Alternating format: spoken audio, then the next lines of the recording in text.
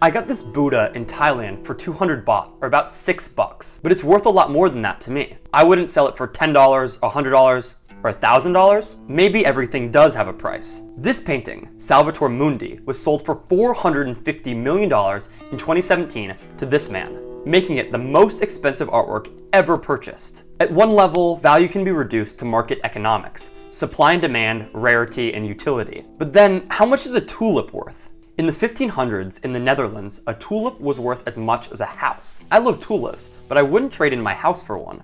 Let's get weird for a sec. How valuable is a soul? Well, if you were a wealthy landowner in 1800s America, a soul would cost about $20,000. But what if you were to put your own soul up on the market?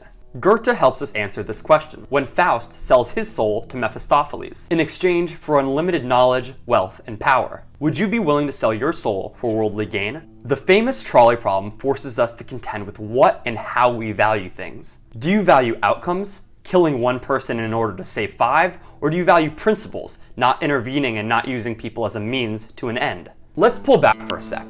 Jordan Peterson would say that we are constantly making value judgments, consciously in terms of what job we should take, and subconsciously in terms of what we actually pay attention to. Immanuel Kant, William James, and Friedrich Nietzsche each talk about the fact that what and how we value things makes us deeply human. But what about time? If you work a normal job, you are constantly exchanging your time for money. But would you exchange that money back in order to gain a little bit more time? Say if you knew you were going to die soon? This calls into question the unnerving idea that we may have been duped out of our value. From what I've seen, valuing shit is hard and inescapable. The strenuous exercise of valuing a company may actually have been the easiest form of valuation I ever do, because there's clear rules. To a man dying of thirst, a cup of water is worth more than all the gold in the world. It makes you think about what we take for granted. There are also things that we say we value, but have a hard time doing anything about. We all want to help the environment, but none of us have stopped driving a car, taking planes, or using single-use plastics. The flip side is that there are things we don't value, but are addicted to. Rarely a rational person deeply values their relationship with social media, overeating, perfectionism, or cognitive biases, and yet, here they are. In politics, this problem of what we value becomes even more confusing. There are so many conflicting needs in a society. Oftentimes, we end up just choosing the ones with the highest short-term benefit. We want quality that lasts, but when push comes to shove, we choose fast and cheap almost every time.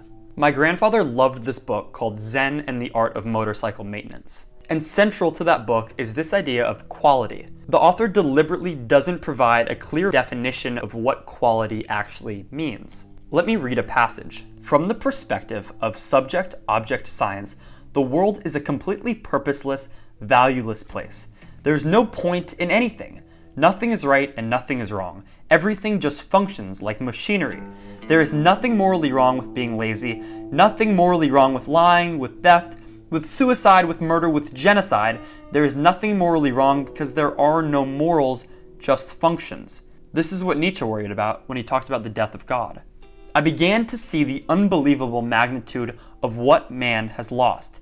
He built empires of scientific capability to manipulate the phenomena of nature into enormous manifestations of his own dreams of power and wealth, but for this, he had exchanged the understanding of what it is to be part of the world. This passage reflects the dominance of a purely functional worldview, where everything is assessed in terms of its utility rather than its intrinsic value. Quality comes foremost in our relationship with the world. To find this mysterious quality, or what Plato calls the good, we must slow down and pay attention. Quality is not a static definition, but an ongoing inquiry. It's the essence of a job well done. This is the way to make meaning out of what the existentialists and materialists think is a barren world.